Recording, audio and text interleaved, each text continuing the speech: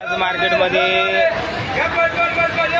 या ठिकाणी आपण पाहू शकता तर मुळा त्याचबरोबर चांगल्या क्वालिटीमध्ये मुळ्यांचे दर जे येते साधारणतः चांगले एक नंबर टॉप क्वालिटीमध्ये 10 रुपयापर्यंत उच्चांकी दर पाहायला होते आणि ते माल जे ते 5 रुपयापासून देखील दर पाहायला होतात।